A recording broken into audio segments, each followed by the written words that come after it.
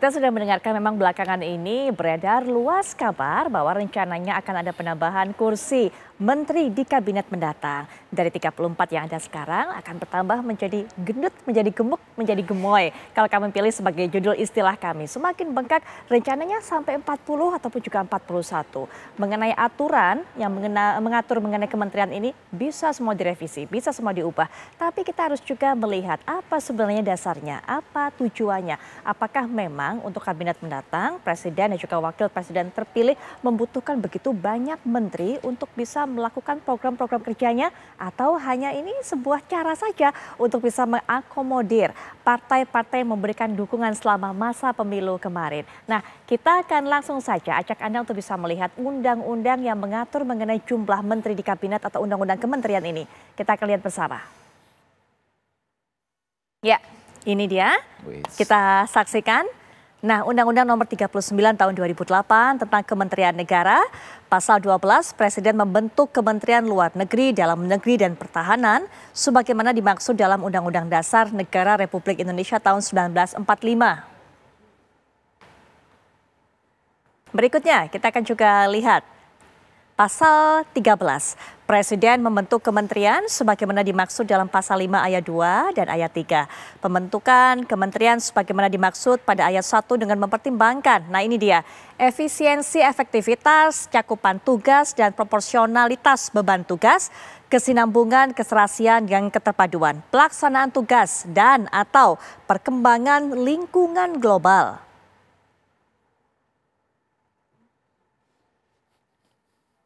Ada lagi, pasal 14, untuk kepentingan sinkronisasi dan koordinasi urusan kementerian, Presiden dapat membentuk Kementerian Koordinasi atau Kemenko yang kita tahu saat ini. Nah, ini kita sudah melihat, ada lagi ternyata, sudah disiapkan oleh tim redaksi kami di pasal 15, jumlah keseluruhan kementerian sebagaimana dimaksud dalam pasal 12, pasal 13, dan pasal 14 paling banyak 34. Nah ini dia, ini yang menjadi poin penting. Jika kemudian untuk kabinet berikutnya, pemerintahan berikutnya, presiden dan wapres terpilih ini berencana untuk bisa memberikan jabatan menteri pada lebih dari 34 orang, apa dasarnya? Apakah memang betul-betul butuh diberikan delegasi penugasan kepada lebih dari 34 orang?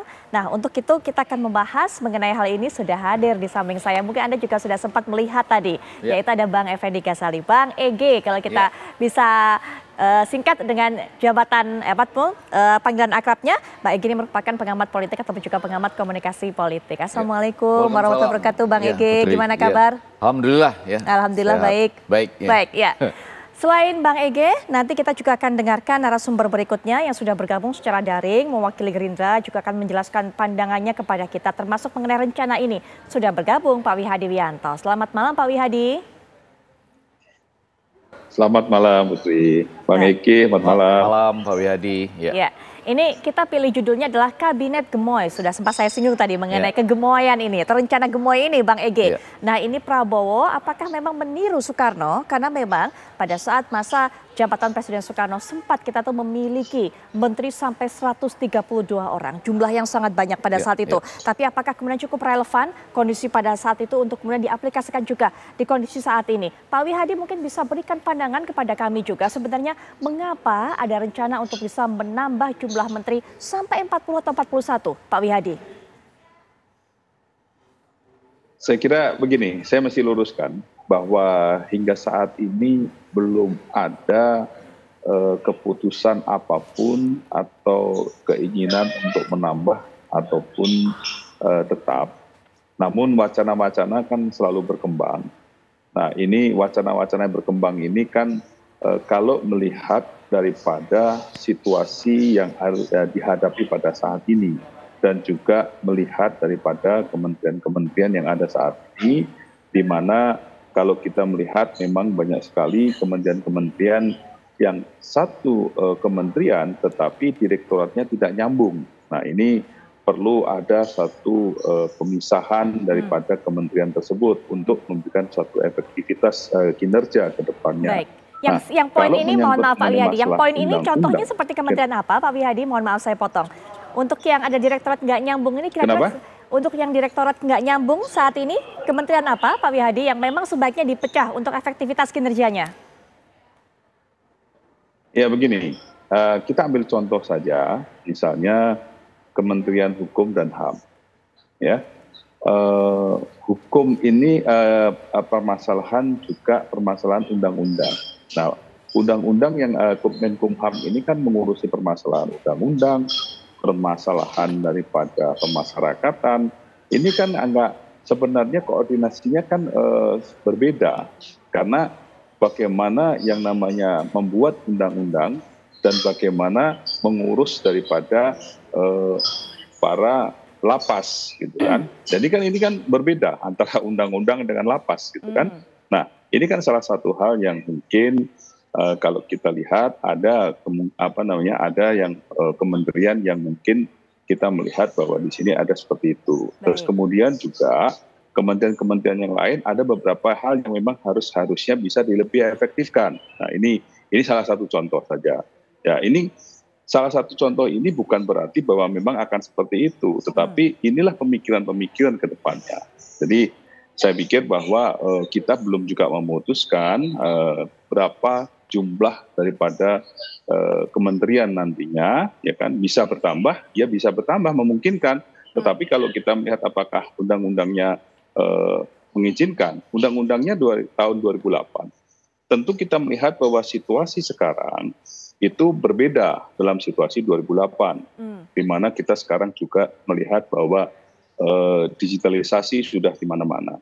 Nah, ini juga perlu kita melihat bahwa apakah memang kita melihat bahwa situasi yang sekarang ini tidak perlu adanya sesuatu peningkatan kinerja dalam mengenai masalah perkembangan itu. Nah, perubahan daripada undang-undang tentunya bisa dilakukan karena undang-undang itu kan tidak berlaku selamanya, karena itu kan semuanya bahwa menteri itu adalah hak prerogatif daripada presiden. Jadi pengubahan daripada kabinet tentunya juga menggunakan hak dari presiden. Jadi kita masih menunggu, masih lama waktunya Oktober, dan perkembangan juga masih berjalan terus. Saya kira itu adalah merupakan satu hal yang memang berkembang di dalam masyarakat, ya, tetapi kita masih belum memutuskan. Dan kalau toh memang menambah, ya bisa saja kita menambah, tetapi juga bisa juga kita tetap. Betul. Kami memang sadari Pak Wihadi bahwa belum ada keputusan mengenai hal ini. Tapi wacana ini begitu menguat selain dari Sekjen Gerindra mengatakan kemungkinan adanya revisi mengenai kementerian ini atau jumlah kementerian ini. Nah, ada satu hal lagi yang mengatakan bahwa memang untuk bisa menjalankan program-program Pak Prabowo pada saat masa kampanye kemarin, kemudian pada saat nanti ketika sudah menjabat sebagai presiden, seperti contohnya adalah memberi makan gratis. Ini butuh kementerian baru. Sehingga hal tersebut ini kemudian wacananya ini semakin nyaring terdengar bahwa akan ada penambahan kementerian. Seperti itu Pak Wihadi dasarnya.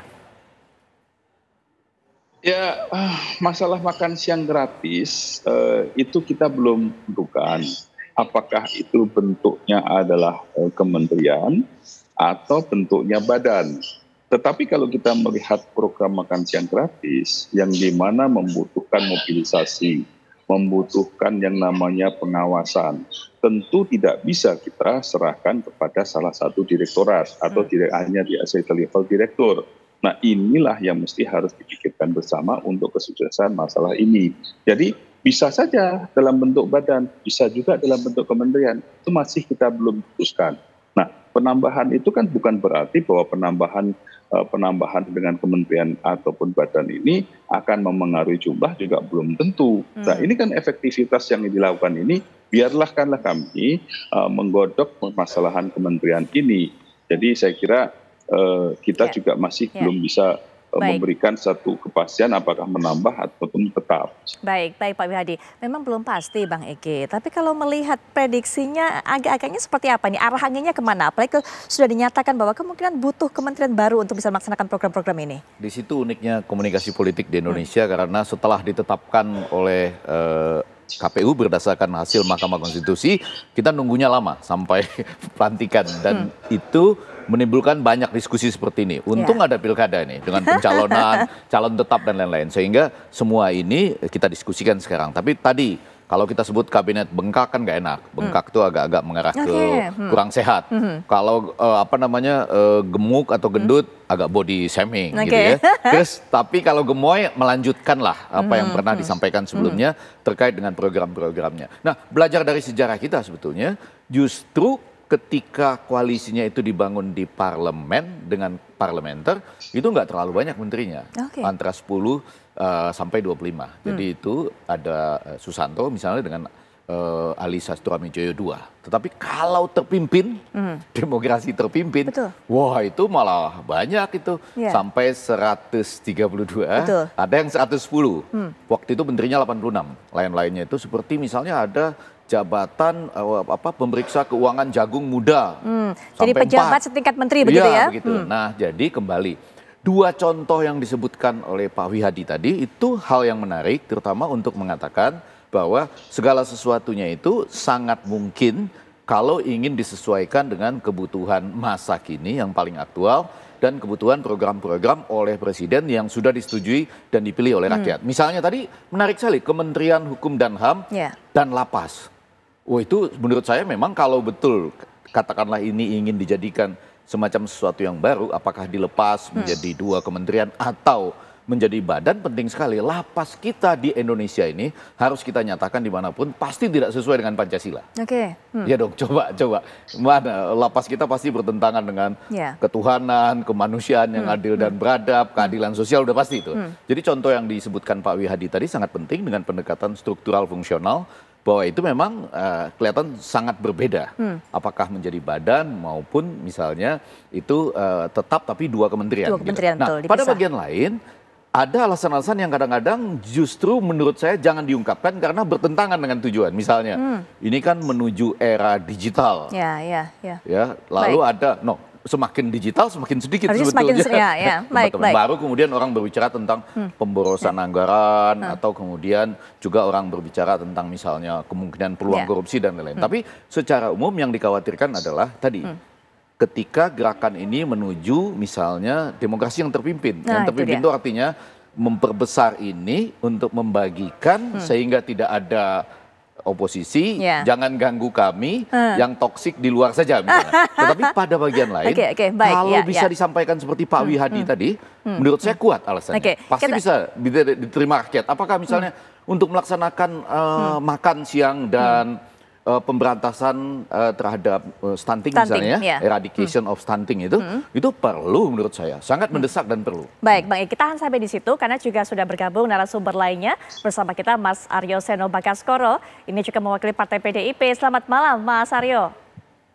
Selamat malam, Mbak. Ini termasuk salah satu partai yang kemudian menyuarakan menentang kalau ternyata ada revisi undang-undang mengenai kementerian dan juga harus menambah jumlah kementerian ini, Mas Aryo. Ya. Saya dari tadi salah fokus sama kaosnya Prof. Effendi Ghazali. Sama-sama, Mas. Tapi gini Mbak, saya juga agak heran juga sebenarnya. Kan kalau saya ingat-ingat waktu masa kampanye dulu, selama Pilpres saya di televisi, selalu yang disampaikan adalah ini narasi tim Pak Prabowo dan Mas Gibran adalah melanjutkan apa yang telah dilakukan oleh Pak Jokowi. Saat kita tanya perlu diperbaiki enggak, ya yang penting dilanjutkan. Artinya ini akan terus melanjutkan semangatnya, programnya dan seterusnya. Tapi ternyata diskusi pasca KPU menetapkan siapa juara Pilpres kemarin ini langsung berubah ini dari apa yang dilakukan oleh Pak Jokowi. Ada konsepsi penambahan posisi kabinet menteri dan lain sebagainya. Bahkan hari ini yang dipasang adalah foto Bung Karno. Sebenarnya ini mau melanjutkan betul-betul konsisten pada narasi kampanye, melanjutkan Pak Jokowi atau ada konsep baru yang berbeda dengan narasi kampanye kemarin. Buat saya ini membuat mengingat memori pada masa kampanye ini agak ada berbedanya dengan apa yang dijanjikan kepada publik. Tapi saya rasa kami sebagai satu partai kami menghargai bagaimanapun setiap masa presiden tentu ada hal-hal yang berbeda dengan kebijakan presiden sebelumnya. Tentu ada hal-hal atau sikap-sikap politik atau kebijakan regulasi politik yang berbeda dengan pemerintahan sebelumnya. Kami memilih untuk menghargai itu. Tetapi kami harus mengingatkan juga bahwa secara aturan main sebenarnya kan sudah ada yang menjadi acuan dari aturan tentang Kementerian Negara, jumlahnya, komposisinya, termasuk yang mengatur Kemenko dan lain sebagainya yang dibahas di awal tadi. Kalau mau melakukan perubahan itu, ada political will untuk melakukan perubahan itu, tentu saya kira tidak sulit untuk kemudian presiden selanjutnya melakukan perubahan-perubahan. Tetapi saya kira rakyat perlu tahu alasannya. Gitu. Nah, alasannya apa nih yang menjadi dasar pemikiran dari perubahan nomenklatur jumlah kementerian negara ini? Katakan memang nanti akan dilakukan perubahan. katakan tentang urgensi, tentang apapun bisa dibuat sebenarnya. Tetapi kan konteks hari ini saat kita melihat dan mencermati dinamika politik yang berkembang, konteks yang ditangkap publik itu adalah sebenarnya itu untuk mengakomodir kekuatan-kekuatan politik baru dari koalisi pendukung dari tim pemenangan kemarin. Itu setidaknya yang ditangkap publik saya rasa seperti itu. Bahwa setelah Pilpres banyak mungkin ini kemudian terlibat di dalam eksekutif. Agar tidak ada yang mengganggu di luar eksekutif. Dan akhirnya resikonya tentu pemerintahan akan menjadi eksekutif heavy. Dengan check and balance yang minim apabila semua kekuatan politik berusaha diakomodir di dalam kementerian-kementerian yang ada. Saya rasa publik berhak tahu alasannya. Dan kalau alasannya memang adalah untuk mengakomodir kepentingan politik, ini alasan latennya begitu. Saya rasa ya bukan itu. Ini adalah undang-undang. Ya, baik. Ya, tahan sampai di situ, Mas Aryo. Sepertinya ada kendala juga. Saya rasa itu.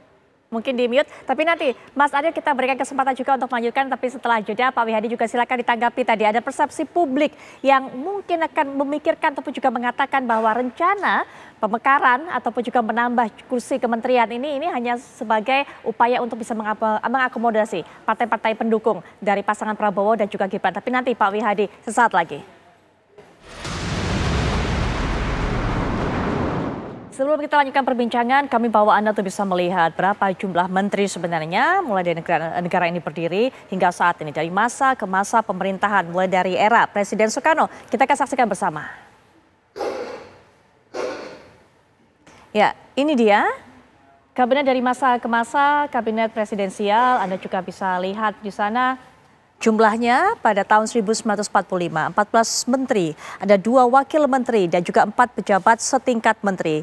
Kemudian juga kabinet Syahrir 1 tahun 45 hingga 46, 14 menteri dan 2 wamen. Kabinet Syahrir 2 tahun 1946 ada 16 menteri dan juga 10 wakil menteri. Kabinet Syahrir 3 selama setahun, 46 sampai 47, ada 20 menteri dan 12 wamen. Sementara Kabinet Amir Syarifuddin 1 selama setahun di tahun 1947, ini ada 24 menteri dan juga 10 wamen yang bekerja. Berikutnya, Kabinet Amir Syarifuddin 2 di tahun 47-48 ini ada 27 menteri, 10 wamen sudah mulai mengalami peningkatan Bang Ege. Kemudian juga Kabinet Hatta 1, 27 menteri 10 wamen. Nah ini Kabinet Hatta 2 turun lagi jumlahnya menjadi belasan lagi 17 menteri. Sementara Kabinet RIS juga Republik Indonesia Serikat jumlahnya sama 17 menteri. Kabinet Halim tahun 50 ini ada 18 menteri. Berikutnya kita juga lihat Kabinet Sukiman Suwiryo tahun 51 hingga 52 ada 18 menteri. Kabinet Wilopo ini juga selama setahun 52 sampai 53 17 menteri. Dan Kabinet Ali Sostro Mijoyo 1 ini sebanyak 20 menteri. Kabinet Burhanuddin Harahap Anda juga bisa lihat dan ini juga deretan jumlah menteri. Nah ini Kabinet Kerja 1 pada tahun 59 sampai 60 Perdana Menteri. Kemudian juga 44 menteri, jumlahnya cukup drastis kenaikannya. Dari 23 menteri di masa sebelumnya Bang Ege, kemudian 44 menteri. Nah ke bawahnya Kabinet Kerja 1, 2, 3 ini juga levelnya ataupun juga jumlahnya di kepala empatan. Kita lihat kembali Kabinet Dwi Kora. Yang paling tinggi Dwi Kora 2 ya. Betul, Dwi Kora 2 ada 5 Waperdam, 93 menteri.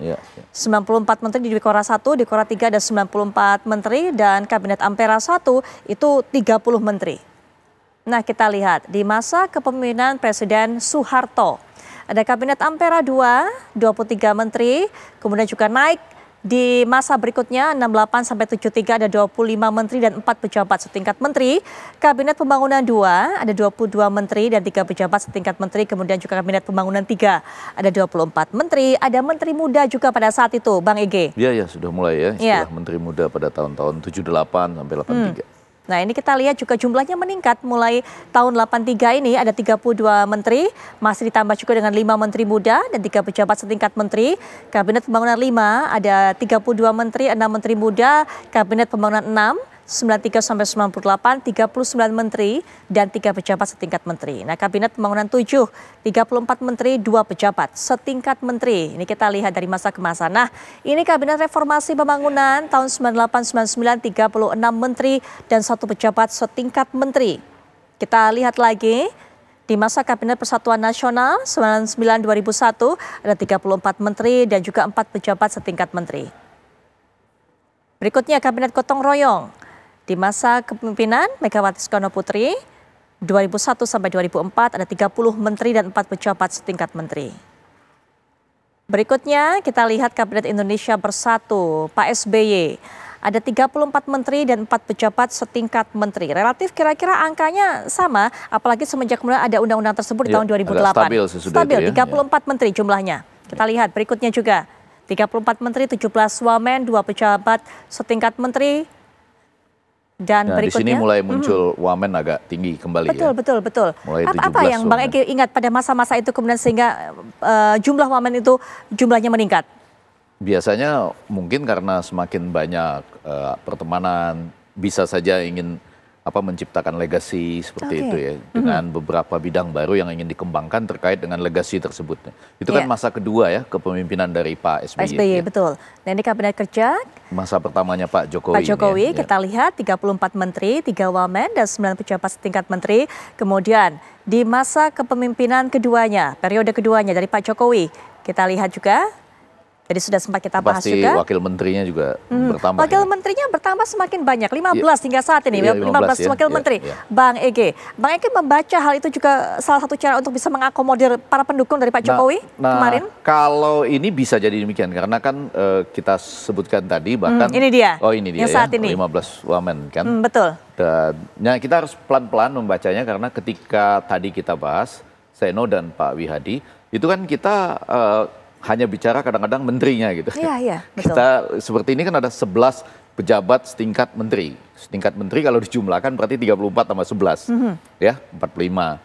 Ditambah dengan 15 wakil menteri. Nah, gambaran tentang ini tentu saja ini kompetisi antar calon presiden yang cukup ketat juga kan pada periode kedua pemerintahan Pak Jokowi. Betul.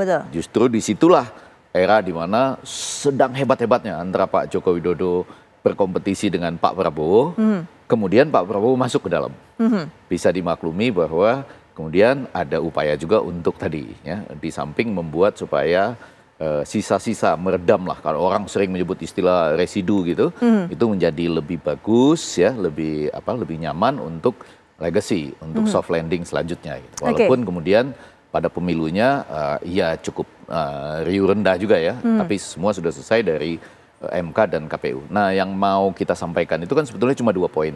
Ini seperti ayam dan telur atau seperti lingkaran induktif dan deduktif itu untuk mengatakan begini, kalau orang berusaha untuk memperbanyak tempat, itu dia mengharapkan sebetulnya ada dukungan, dan itu penting. Kalau programnya penting, apalagi dalam tanda petik program itu membebankan pada APBN misalnya ya. Nah, tapi pada sisi lain ketika semua masuk ke dalam, dia menjadi miskin saran dan kritik.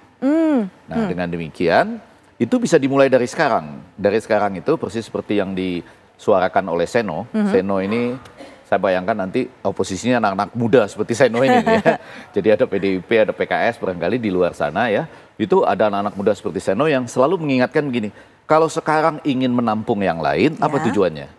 Memberi gambaran, walaupun ini belum masa pelantikan, baru kemudian pengumuman menteri, wakil menteri atau setingkat menteri. Tapi sekarang ini memberikan gambaran supaya kan perlu dilalui satu tahap, yaitu perubahan nomenklatur dengan undang-undang tentang kementerian negara tadi, gitu ya, kementerian lah gitu. Nah, baru sesudah itu nanti lain-lainnya ikut masuk. Nah, sesudah masuk sama-sama, jadi ada peluang untuk miskin kritik, jadi ada peluang untuk ada lagi sekarang istilah isu perbaikan rancangan undang-undang penyiaran dan sebagainya. Tapi yang saya mau katakan, wacana ini harus selalu dibarengi dengan hal-hal yang kuat. Terima kasih tadi Pak Wihadi ya. Lapas itu pastilah ya. Coba aja kita lihat dimanapun kalau wartawan datang ya. Lihat betapa lapas kita itu salah satu yang terburuk di dunia barangkali ya. Terus yang kedua tadi betul ada badan gizi. Nah, kemudian juga nanti ada badan penerimaan negara yang mau dipisah. Agak menarik loh dengan kenyataan seperti sekarang ya, di mana koper-koper orang mulai diperiksa-periksa. Betul. Bea Cukai punya masalah itu dengan TPPU dan lain-lain gitu-gitu ya. Nah sampai di situ mungkin Bang Egy. Nanti iya. kita akan minta pandangan juga dari Pak Wihadi setelah jeda. Termasuk juga kalau kata Bang Egy, kalau semakin banyak memberikan kursi, semakin banyak merangkul kemudian partai-partai ini, ataupun juga mereka yang sudah mendukung kemarin pada saat masa pemilu, untuk Pak Wihadi. Perubahan undang-undangnya juga diperlukan. Itu dia. Untuk Nah, menuju perubahan undang-undang. Semakin juga akan sedikit kritik yang akan bisa diberikan kepada pemerintah nanti yang akan bertugas. Tapi nanti Pak Wihadi setelah jeda, kita akan sambung kembali.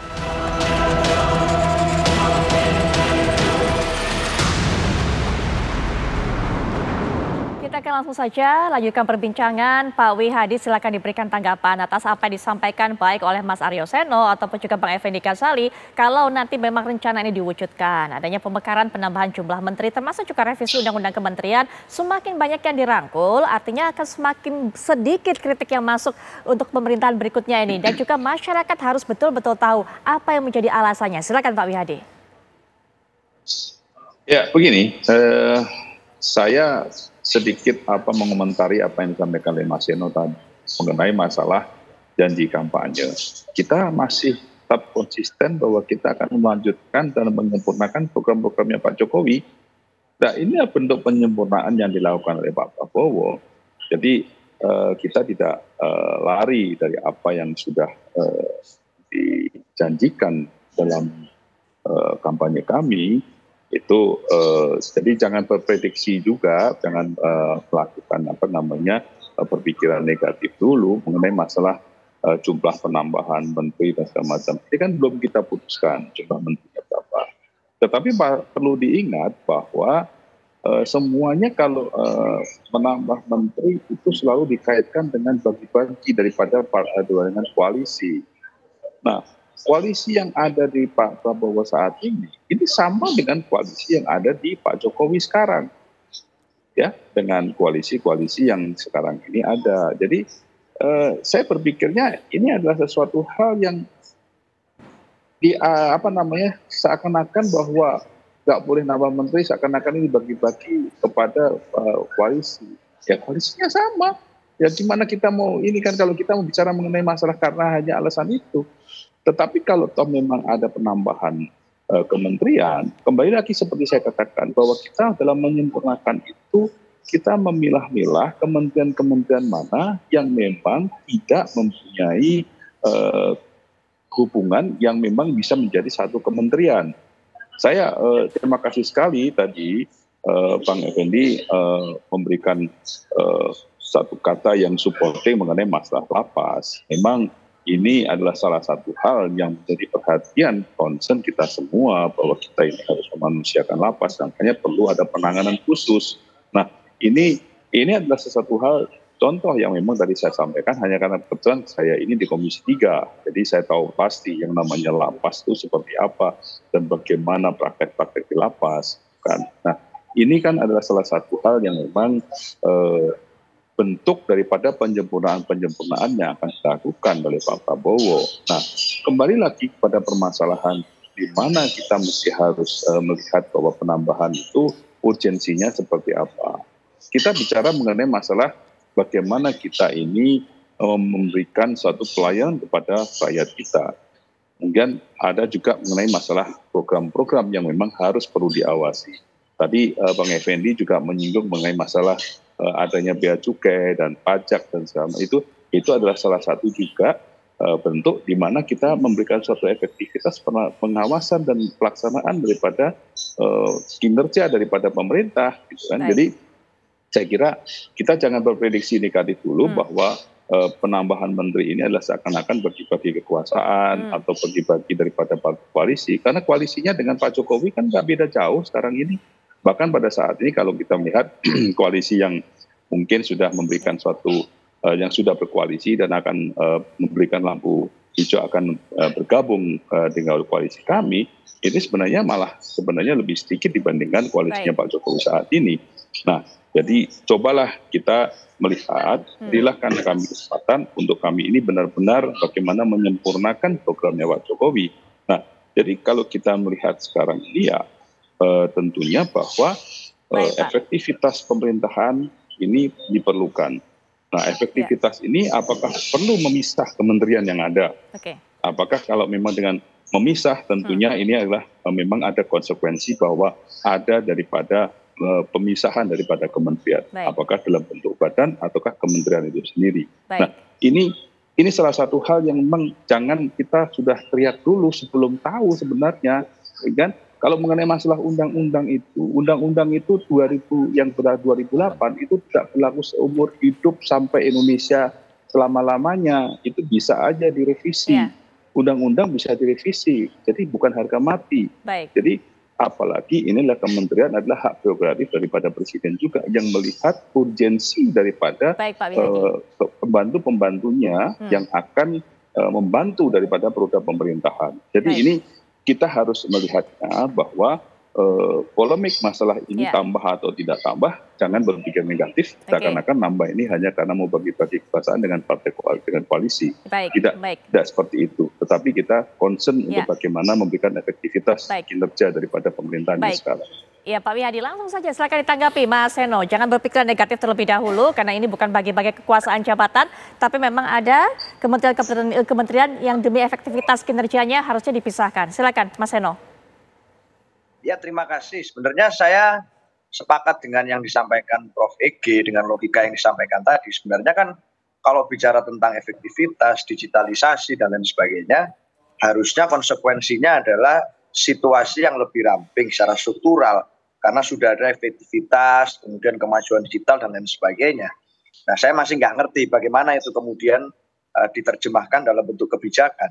Tetapi sebenarnya kami juga tidak berpikiran negatif. Mungkin saya saja Pak Wihadi yang sebenarnya salah tangkap dengan apa yang saya dengar pada waktu kampanye politik atau pemilu kemarin yang mengatakan bahwa akan ada keberlanjutan. Dan keberlanjutan itu yang saya pahami itu adalah keberlanjutan baik secara substansi maupun secara prosedural dari apa yang telah dilakukan oleh Presiden Jokowi. Dan secara prosedural selama 10 tahun terakhir tidak ada perubahan nomenklatur undang-undang terkait dengan postur kementerian. Bahkan di situasi akan mengakomodasi Pak Prabowo sekalipun tidak ada penambahan postur menteri baru atau perubahan undang-undang dari yang sebelumnya sudah disepakati bersama sebagai aturan main. Nah, saat kemudian wacana ini mengemuka bahwa ada perubahan atau penyempurnaan seperti bahasa Pak Wihadi tadi dari apa yang dilakukan oleh Pak Jokowi, artinya kan ada hal yang diubah. Secara nomenklatur, secara undang-undang ada aturan yang berubah. Dan saya rasa itu yang saya mungkin salah tangkap dari apa yang menjadi kampanye keberlanjutan kemarin. Ternyata memang belum sampai di bulan Oktober saja sudah ada wacana terkait perubahan-perubahan ini. Ini belum nanti pada saat hari H pelantikan, saya rasa wacana yang berkembang akan jadi semakin jauh lebih banyak. Tapi saya rasa Mbak, sebenarnya alat ukur yang paling sederhana yang dimiliki oleh masyarakat, logikanya sederhana. Mau kementeriannya berapapun, yang penting efektif nggak itu untuk menjawab persoalan-persoalan sehari-hari masyarakat. Bisa nggak penambahan jumlah kementerian ini mengembalikan stabilitas kurs rupiah kita misalnya? Bisa nggak penambahan kementerian itu menyelesaikan persoalan problem pemerataan pendidikan? Bisa nggak problem penambahan atau pengurangan kementerian itu menyelesaikan persoalan sehari-hari? Saya rasa alat ukurnya nanti akan berada di sana. Karena kita sudah sepakat bahwa undang-undang kementerian negara itu untuk sepenuhnya kepentingan bangsa dan negara dan bukan undang-undang kementerian bagi-bagi. Bukan hanya bagi-bagi pada koalisi pendukung saat pemilu kemarin sebenarnya, tapi yang dicurigai oleh publik kan ini akan bagi-bagi kepada mereka yang kemarin tidak mendukung.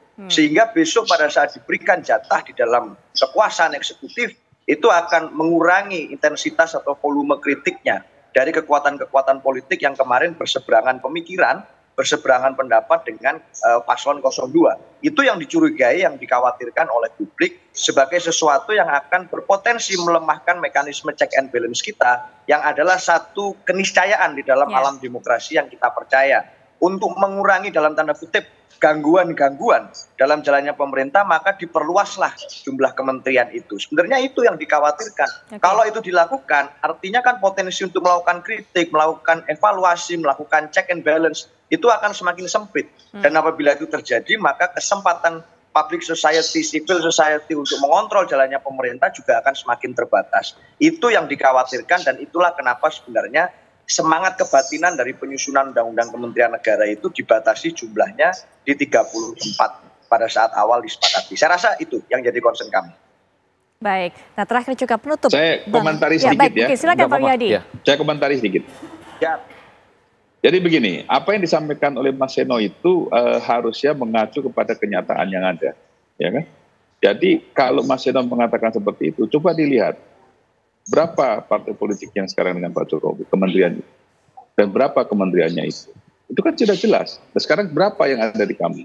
Itu kan sudah jelas, ya. Jadi kalau yang dikatakan mengenai masalah efektivitas itu adalah bagaimana yang saya katakan tadi, kementerian ini terlalu besar dan tidak efektif, maka perlu dipecah. Bukan kita bicara mengenai masalah digitalisasi di situ, tetapi adalah besarnya daripada kementerian yang terlalu besar kementeriannya, direktoratnya, yang memang harus diefektifkan. Itu satu. Terus kemudian, kalau kita bicara mengenai masalah yang disampaikan oleh Mas Ino mengenai masalah seakan-akan kita ini sudah merubah, kita tidak merubah. Kita melanjutkan program-programnya. Tidak pernah kita mengatakan bahwa kita melanjutkan selain program. Kita kan bicara program. Program itu kan adalah bukan merupakan satu benda, tetapi program yang kita lakukan bahwa ini adalah suatu hal yang memang menjadi kata kerja yang akan ke depan. Jadi kalau kita bicara mengenai masalah program, menyempurnakan program, tidak menunjukkan kemungkinan bahwa kita ini akan menambah daripada orang-orang yang akan melakukan daripada penyempurnaan daripada program tersebut. Nah ini kan sesuatu hal yang jangan dipinter-pinter seakan-akan kita sudah sebelum dilantik sudah seperti tidak sesuai dengan janji politik gitu. Jadi ini sesuatu penyesatan kalau saya kira. Ya. Ya, baik.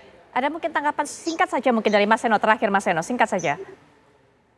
Enggak, ini sekedar pandangan saya dan saya kira ini adalah bentuk masukan agar kemudian efektivitas dari program-program untuk rakyat itu bisa terjaga. Semoga masukan dan aspirasi ini tidak dianggap sebagai mengganggu dari jalannya pemerintah ke depan. Karena saya rasa ini diskusi di ruang publik yang semua orang bisa menyaksikan dengan positif. Baik. Itu saja, Mbak. Baik, ya baik Mas Seno. Menjawab kekhawatiran masyarakat mengenai hal ini, Bang Ege. Iya, saya tadi setuju dengan pelan-pelan ya. Satu, Pak Wiyadi yang mengatakan nggak ada undang-undang yang dipertahankan seterusnya itu tergantung kebutuhan gitu ya.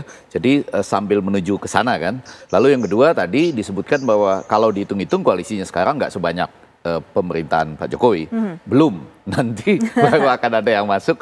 Justru upaya untuk testing the water ini akan menuju mengajak supaya lebih banyak masuk. Jangan-jangan sama dengan pemerintahan Pak Jokowi yang saat ini, atau itu kan seperti ada satu partai yang keluar lalu satu partai yang masuk gitu. Yang keluar kebetulan bisa jadi PDIP ini ya, kalau ngelihat gayanya Mas Seno. Tapi lebih daripada itu, saya mau mengatakan memang ini kemenangan dari Prabowo Gibran ini besar loh.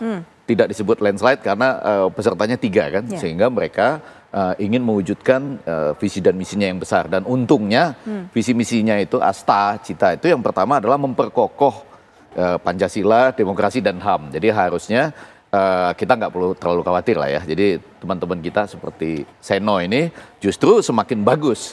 Dia bersuara semakin kencang, semakin bagus Pak Wiyadi. Sesuai dengan poin pertama dari Asta Cita. Dan yang menarik, itu kan selalu bisa diberikan penjelasan. Mudah-mudahan bisa Pak Wiyadi menanggapi apa-apa yang ada di tengah masyarakat. Lapas sudah pasti. Nanti misalnya menarik juga, Kementerian Pemuda dan Olahraga. Olahraga kita lagi berkembang nih. Mau menuju Piala Dunia misalnya. Apakah ada wakil menteri misalnya, sehingga pemuda ditangani oleh menteri utamanya dan wakil menteri olahraga. Belum lagi anak dan perempuan misalnya. Lalu badan gizi, badan penerimaan negara tadi misalnya, itu juga hal-hal yang jelas-jelas pasti akan ada. Nah jadi secara umum saya ingin mengatakan kita masih punya waktu sampai Oktober, 20 Oktober, dan kemudian sesudah itu biasanya 2 hari atau 3 hari kemudian ada pengumuman menteri. Jadi ini kesempatan kita dari sekarang, Pak Wiyadi dan Seno. Terima kasih sekali lagi Pak Wiyadi, itu Seno harus kita perhatikan tuh, karena suara-suara anak muda gini menarik menurut saya. Kita punya perjalanan panjang sambil menjawab wacana yang muncul di publik. Kadang-kadang ada masalah lalu bisa dilihat kaitannya. Seperti yang saya katakan tadi agak bercanda ya, koper mulai diperiksa-periksa, tapi ternyata ada TPPU yang besar. Oh ternyata penerimaan negara ini mungkin perlu ada badan sendiri misalnya. Nah logika-logika itu tumbuh bersama dengan apa yang sedang muncul di tengah masyarakat gitu. Tadi saya bilang ya, olahraga kita sedang ingin dikencangkan, bulu tangkis sedang baik, sepak bola ada kemungkinan ke Piala Dunia misalnya. Jadi dengan ini, apakah selama ini pemuda dan olahraga itu seperti itu atau menjadi pemikiran? Jadi menjawab dengan wacana yang real ada di kebutuhan publik lapas tadi sudah disebutkan. Baik, Bang Ege. Yadi dan Seno. Ya. Baik, terima kasih pada narasumber sudah memberikan pandangan mengenai isu yang kami angkat pada malam hari ini. Bang Ege, terima kasih. Mas Seno, terima kasih. Pak Wihadi juga terima kasih.